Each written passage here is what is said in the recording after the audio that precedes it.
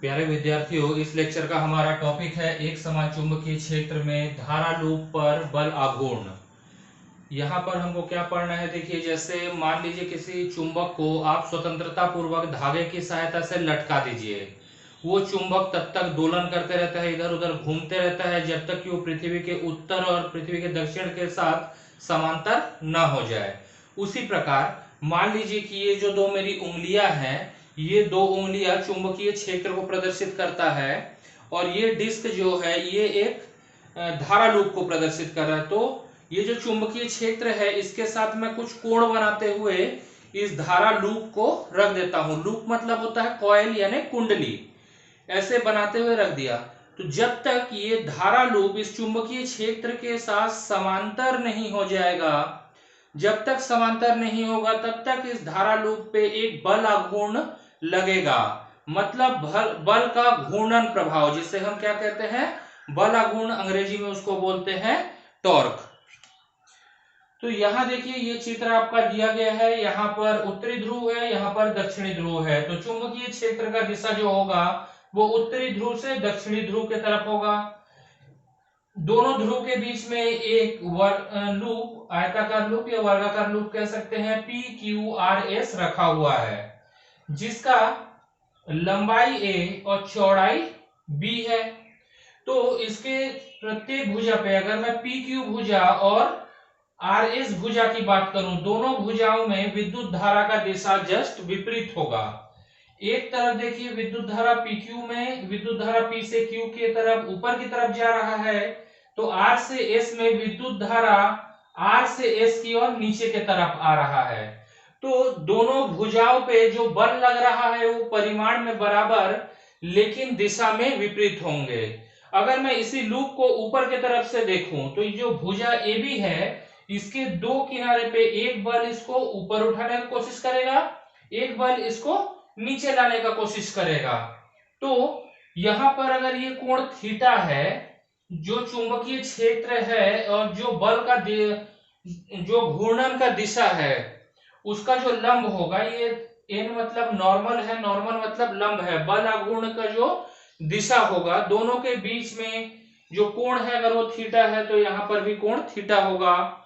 यहाँ पर देख लीजिए, अगर मैं इसको कुछ नाम दे देता हूं, नाम दे देता हूं क्या, PS, यहाँ पर कुछ भी ऐसे समझने के लिए दे देते हैं। तो साइन थीटा बराबर हो जाएगा लंब NS और कर्ण हो जाएगा PS।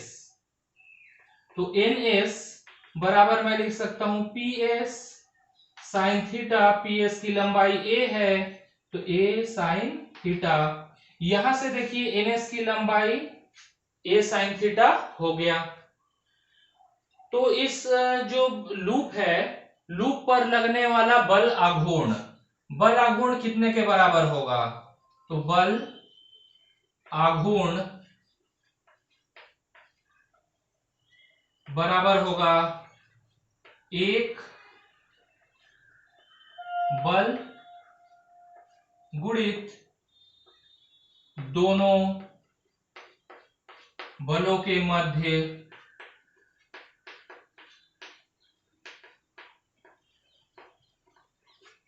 लंबवत दूरी। बल आघूर्ण को हम लोग टाउ से प्रदर्शित करेंगे। एक बल जो है उसको हम लोग F के बराबर कर देते हैं। एक बल का मतलब क्या है, ये दोनों बल परिमाण में बराबर हैं लेकिन दिशा में विपरीत है। दोनों में से किसी भी एक बल का परिणामी हमने F लिख दिया और दोनों बलों के बीच जो लंबवत दूरी होगा वो होगा A साइन थीटा। तो यहां लिख दिया हमने A साइन थीटा। इसको समीकरण 1 कर देते हैं। अब ये जो बल F लग रहा है उसको देखते हैं, बल F का मान कितना होगा। यहाँ के लिए आप सूत्र का प्रयोग करेंगे, किसी भी चुंबकीय क्षेत्र में किसी भी धारावाही चालक पर लगने वाला बल, इसका मान किसके बराबर होता है, ILB साइन थीटा हमने पढ़ा है। तो यहाँ पर विद्युत धारा की जगह I ही आएगा, L की जगह आ जाएगा इस बार स्मॉल b, क्योंकि जो चालक PQ हम ले रहे हैं इसका लंबाई कितना है B, और चुंबकीय क्षेत्र कितना होगा कैपिटल B, और यहाँ पर आ जाएगा कितना साइन 90। साइन 90 क्यों? क्योंकि ये लंबाई और चुंबकीय क्षेत्र के बीच में जो कोण बन रहा है वो कितने अंश का है? 90 अंश का। तो यहां पर हम लोग लिख सकते हैं आई गुणित बी गुणित कैपिटल बी।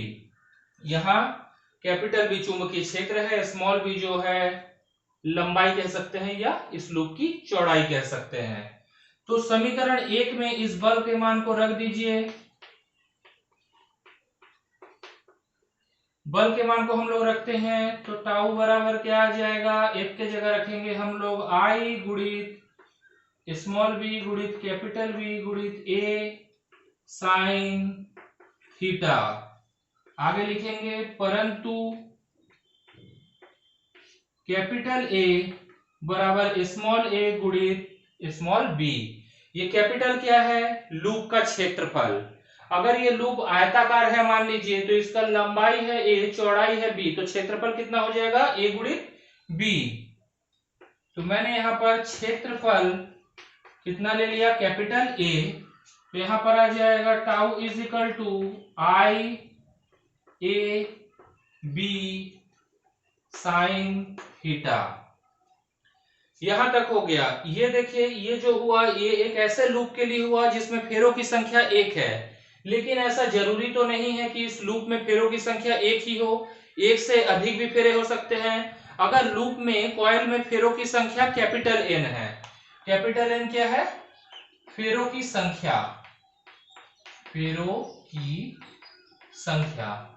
अगर एक बार आप तार लपेटते हैं तो एन का मान 1, अगर 2 बार लपेटेंगे 2, अगर 10 बार लपेटेंगे तो एन का मान 10, अगर 100 बार लपेट रहे हैं तो एन का मान 100 होगा। तो एन अगर फेरों की संख्या है तो यहां पर कितना आ जाएगा? बल आघूर्ण टाउ बराबर हो जाएगा एन आई बी ए साइन थीटा।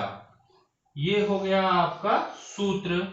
किसी भी चुंबकीय क्षेत्र बी में किसी लूप पर लगने वाला बल आघूर्ण, बल आघूर्ण क्या होता है? बल का घूर्णन प्रभाव। यहां पर देखिए एन क्या है? फेरों की संख्या, आई लूप में प्रवाहित हो रही विद्युत धारा, बी चुंबकीय क्षेत्र की तीव्रता, ए जो है लूप का क्षेत्रफल, साइन थीटा जो है ये है बल आघूर्ण की दिशा या घूर्णन की जो भी दिशा है, और चुंबकीय क्षेत्र के बीच में बन रहा कोण। ये हो गया। यह चुंबकीय क्षेत्र के साथ ये लूप जो है, लूप का क्षेत्रफल जो कोण बना रहा है, ये बल आघूर्ण का थोड़ा कंफ्यूजिंग हो जाएगा।